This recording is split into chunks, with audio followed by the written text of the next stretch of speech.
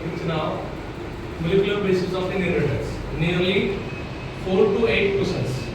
Nearly 4 to 8 questions say weightage है. Needs है. And 8 to 10 CED. 8 to 10 CED. So the first experiment given by Griffith. Yes. ह्याच्या अगोदरच्या chapter मध्ये काय बघितलं होतं आपण की genes are responsible for heredity. Genes एका जनरेशन कडून दुसऱ्या जनरेशन कडे जे जात आहेत आणि त्यासाठी मेन काय रिझन जे आहे, जे मेन रिझन आहे त्याला आपण काय म्हटलं, जेनेटिक्स म्हटलं आणि त्याच्याबद्दल आपण लास्टच्या चॅप्टर मध्ये बघितलं. सो नेक्स्ट वाला जे आहे, सो ते जे कळालं जीन्स काय, genes particular segment of DNA responsible for heredity, that is the genes. And what is the next level? So we again go to the deeper, so that is the molecular level. So what is the actual thing is responsible for heredity? So that is the next one chapter, molecular basis of inheritance. So in that chapter, okay, first there is an DNA structure, and then the next experiment, that is the Griffith experiment. So write down the experiment number first, Griffith experiment. No doubt. पहिलं काय आहे, पहिलं DNA जे आहे ना, डीएनएच्या बाबतीत जरा deeper मध्ये बघितलं तर ऍक्च्युअल मध्ये डीएनएचा स्टार्टिंगची जी काय डिस्कव्हरी होते, डीएनए आपण आता रिसेंटली बोलतोय बाळा, पण याच्या अगोदर ती टर्मिनॉलॉजी डीएनए नव्हती. याच्या अगोदर ती डीएनए टर्मिनॉलॉजी होती काय ते असं नाही. याच्या अगोदर मल्टिपल अशा टर्मिनॉलॉजीज होत्या. त्याच्यातली पहिली वाली लिहा, फर्स्ट वाला लिहा. येस, फर्स्ट वाला Friedrich Miescher 1869. So first one पहिला वाला माणूस आहे की ज्यानं पहिल्यांदा डीएनए सेपरेट आउट केला, पहिल्यांदा डीएनए सेपरेट आउट केला. कसं केलं पॉसिबल बघा, हॉस्पिटलच्या ज्या बँडेजेस आहेत त्या बँडेजेसला साल्ट ट्रीटमेंट दिलं, आणि त्याच्यानंतर त्याच्यामध्ये प्रेसिपिटंट आउट केला, डीएनएचं जे काही कंटेंट आहे ते प्रेसिपिटंट आउट केलं आणि त्याला एक नाव दिलं nuclein. So nuclein term related to Friedrich Miescher. So no doubt that पहिला nuclein whatever nuclein term related to Friedrich Michel. Nuclein term Friedrich Miescher first scientist आहे की ज्यानं आयडेंटिफाय केलं आणि त्याच्याबद्दल लिहिलं. सो पहिले ते एक नोट करा की फ्रेडरिक मिशर असेल तर न्यूक्लिन term काय केलं होतं, हॉस्पिटलच्या बँडेजेस असतात, येस, त्याचं कलेक्शन केलं आणि कलेक्शन केल्यानंतर ज्या पल्स सेल्स आहेत, अंडरलाईन दॅट पल्स सेल्स मध्ये काय असेल बाळांनो, डब्ल्यूबीसी. आरबीसी मध्ये तर डीएनए नसतं, आरबीसी मध्ये डीएनए असते का नाही. सो काय असू शकतं, डब्ल्यूबीसी मध्ये डीएनए असू शकतं आणि तिथं डीएनए आहे तर तो डीएनए त्यानं सेपरेट आउट केला आणि डीएनएचं पहिलं नाव, डीएनएचं पाळण्यातलं नाव म्हटलं तरी चालेल. सो पहिलं वाल्याचे काय नाव आहे, that is nuclein. So first name of DNA is nuclein. Then the another scientist came, that is Altman, no doubt that Altman notified that the sample is rich in phosphorus. Sample कसा आहे, थोडं phosphorus rich आहे आणि that's why they are acidic in nature. Generally DNA जो आहे हा acidic मध्ये आहे. Yes, acidic nature आहे त्याचा. So they again return the previous nucleic acid. आता त्याला काय केलंय, न्यूक्लिनला त्याला कंटिन्यू केलंय, काय आहे न्यूक्लिक ऍसिड. ओके, होतंय का, पहिलं nuclein, first one nuclein, second one nucleic acid, first one nuclein, second one nucleic acid. So first term given by Friedrich Miescher and second one acid आलं की अल्कमन लक्षात ठेवायचं. ठीक आहे, Altmann acid. Yes, A match करा. They Friedrich Miescher nuclein. Last one, latest term, that is DNA, deoxyribose nucleic acid. That was given by Zacharis, Zacharis, no doubt that. So there are three different scientists who gave different terms.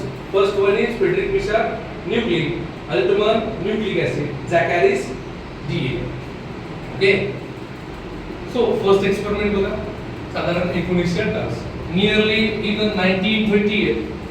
Okay, Griffith done some experiment okay, related to first, okay, transformation principle, underline that or multiply that. Yes, पहिला वाला जो experiment है तो transformation principal से related है. So what is that? If any cells absorb genetic material from the other cells, तो जर एखादी sale बाहेरच्या कुठल्या सेल्स मधून जर एखादा जेनेटिक मटेरियल ऍब्सॉर्ब करत असेल तर त्याला म्हणायचं ट्रान्सफॉर्मेशन. त्याला काय म्हणणार? त्याला गेन ऑफ फॉरेन जीएम. लिहिले का? GM means foreign genetic material. एखादी सेल आहे आणि ती बाहेरच्या कुठल्या सेलचं जर जेनेटिक मटेरियल घेत असेल तर त्याला काय म्हणायचं? ट्रान्सफॉर्मेशन म्हणायचं. Okay, so what is the transformation? ही एक सेल आहे बघा, ही जेनेटिक मटेरियल आहे. So they absorb genetic material from the foreign cell. ही याच्यासाठी फॉरेन सेल आहे. यस, हे बघ, ही एक सेल आहे आणि याच्यासाठी फॉरेन जेनेटिक मटेरियल होतं. फॉरेन जेनेटिक मटेरियल होतं. Yes, then so Griffith carried out experiment in the year 1928. Modified आहे. पहिला वाला एक्सपेरिमेंट आहे बाबा, पहिला मोलेक्युलरचा पहिला एक्सपेरिमेंट. 100% नीटचा एक क्वेश्चन पहिल्या 3 एक्सपेरिमेंट होते राहतो. त्याच्यापैकी जास्त प्रोबॅबिलिटी 50% प्रोबॅबिलिटी ग्रिफिथ एक्सपेरिमेंट वरती राहते, कारण हे इझी पण आहे जेवढं हार्ड पण जातं. सो साइड बाय साइड बघा, पहिलं वाला काय आहे? Griffith experiment. कसं असतंय देखो. So he use some bacterial species related to बघा, एक चेन आहे, चेन सर्क्युलर न्यूमोनिया कॉज करणारा असा bacteria. Strepto means chain. Strepto means modified आहे. So strepto means chain, coccus circular. Strepto chain coccus circular pneumonia causing. Okay, modify करा. असा bacteria की जो चेन आहे आणि सर्क्युलर आहे आणि दुसरं काय करताय? न्यूमोनिया कॉज करताय, लंग्स मध्ये इन्फेक्शन कॉज करताय. So that is the bacterial strain. नाव काय त्याचं? Streptococcus pneumonia. एका घरातले 2 नाव म्हणजे, ओके, स्ट्रेप्टोकोकस न्यूमोनिया. एकाचं नाव आर स्ट्रेन, एकाचं नाव एस स्ट्रेन. नोटिफाय करा. ओके, हे कळलं होतं तुम्हाला? यस, क्लास मध्ये कळलं असेल. यस, एकाचं नाव रफ, एकाचं नाव स्मूथ. एकाला काय म्हटलंय आपण? मोडिफाय करा. हे रफ आहे आणि हे बघ, हे स्मूथ आहे, हे रफ आहे. हे रफ आहे, हे स्मूथ आहे. ओके, समजतंय? Rough, smooth. यस, हे बघा, अवायरुलेंट आहे. Avirulent means disease do not cause by certain strains that are avirulent. बघा, हा रफ स्ट्रेन आहे, नावाला रफ आहे हा, बट ऍक्च्युअल मध्ये डिसीज कॉज करतोय का डिसीज? नाही करत. बघा काय द्यायचं? अवायरुलेंट. हा डिसीज कसा आहे? अवायरुलेंट आहे. डिसीज अवायरुलेंट स्ट्रेन आहे. कुठला? Rough strain. दुसरा वाला स्ट्रेन कुठला? Smooth strain. नावाला स्मूथ स्ट्रेन आहे आणि हे कॉज करतं. ओके, काय कॉज करतंय? तर न्यूमोनिया कॉज करतो. त्याचं मेन रिझन काय आहे? What is the main reason behind that? So पॉलिसॅकराइडचा एक कोट असतो, पॉलिसॅकराइडचा एक कोट असतो की जो टॉक्सिक आहे. So polysaccharide coat present on that smooth strain streptococcus pneumonia which causes pneumonia. ज्याच्यामुळे त्याला काय होणार? न्यूमोनिया कॉज होणार, ज्याला तो अफेक्ट करेल तो definitely. So streptococcus has 2 strain. First one is R strain, another is S. Which one is virulent? Virulent कुठला आहे? Smooth. Smooth strain is virulent and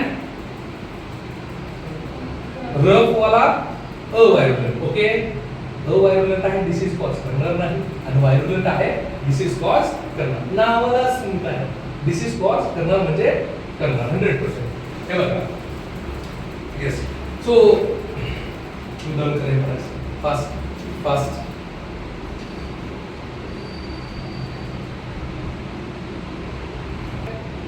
बघा, 4 स्टेप्स आहेत. रफ स्ट्रेन तरी कळालं आपल्याला की रफ नावाचं एक आहे आणि दुसरा स्मूथ नावाचं एक आहे. 2 स्ट्रेन्स आहेत. नावाला स्मूथ आहे, डिसीज कॉज करतोय, सो हे वायरुलेंट आहे आणि हे अवायरुलेंट आहे. ओके, मी देतो तुम्हाला वेळा. स्टेप 1 मध्ये काय केलंय? स्टेप 1 याच्यामध्ये काय केलं बघा? आर स्ट्रेन वायरुलेंट आहे का अवायरुलेंट आहे? डिसीज कॉजिंग आहे का? डिसीज होणार नाही. कसं होणार? आर वाला आहे, आर वाला आहे बघा. Avirulent. If R strain injected to mice, mice will be healthy. Disease cause होणार का? नाही होणार. समजताय? Disease cause होणार का? नाही होणार. Definitely. हा हेल्दीच राहणार. हा कसा राहणार? हेल्दी राहणार. Yes. No disease seen in that. So R strain is avirulent. Okay. Yes. Next बघा. Step second. When we use S strain, that means when we use S strain injected to mice, then the mice will be dead. Okay? याचं काय होतं? Death होते बाळांनो. हा उलटा draw करायला पाहिजे होता. याची काय होतं? डेथ होते. Death of the mice. So आपण ज्यावेळेस त्याचं बॉडी डिफ्यूज करूया, ज्यावेळेस त्याचं बॉडी ओपन करू, ज्यावेळेस त्याचं लंग्स बघू, त्याचं हार्ट बघू, त्याच्यानंतर त्याला कळालं की याचा पोस्टमॉर्टम केल्यानंतर त्याला कळालं की इथं जी डेथ आहे ती कुठल्यामुळे झालं तर निमोनियामुळे झालं. आणि बघा डायरेक्टली डाऊट कुणावरती येतो? स्ट्रेप्टोकोकस निमोनियावरती येतो. त्याच्यातला पण कुठला एस स्ट्रेन का आर स्ट्रेन? S strain.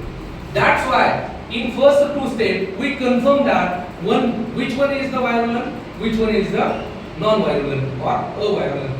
पहिला वाला avirulent आहे, R strain is avirulent and S strain is virulent. कसं झालं? ओके, कळलं का एवढं? यस, हेच इथं लिहिलं होतं. ओके, याचं मेन रिझन लिहिलं की बाबा पॉलिसॅकराइडची चेन असते आणि ही टॉक्सिक असते आणि याच्यामुळे निमोनिया कॉज होतो. दोन स्ट्रेन आहे ते कळालो.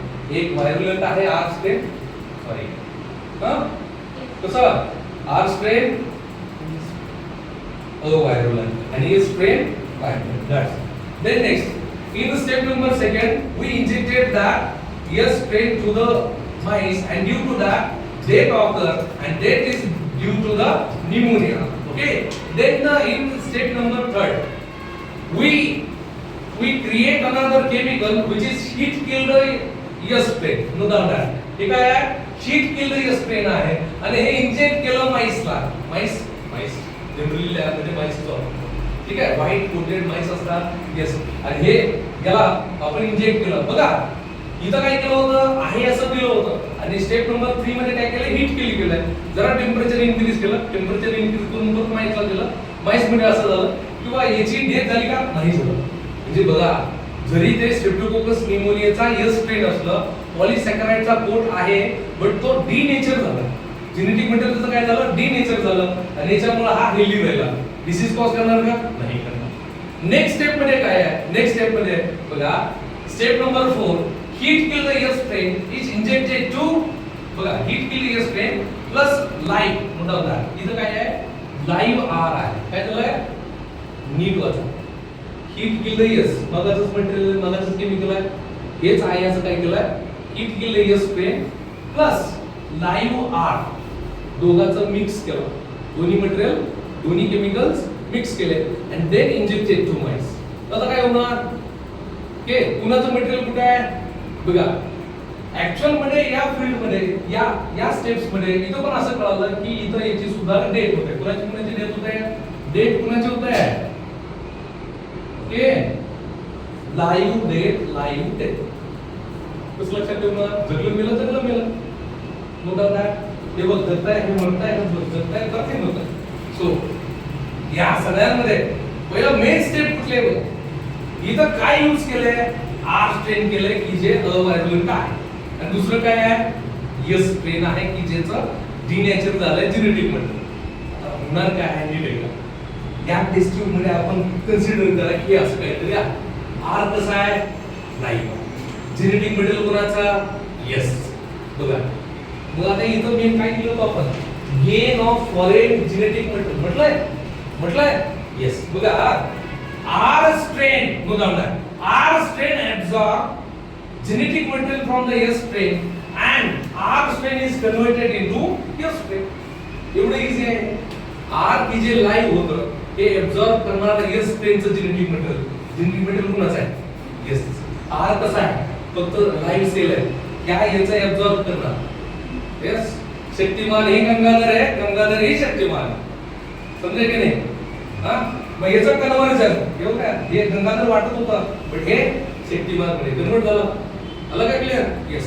So R strain is again converted into S.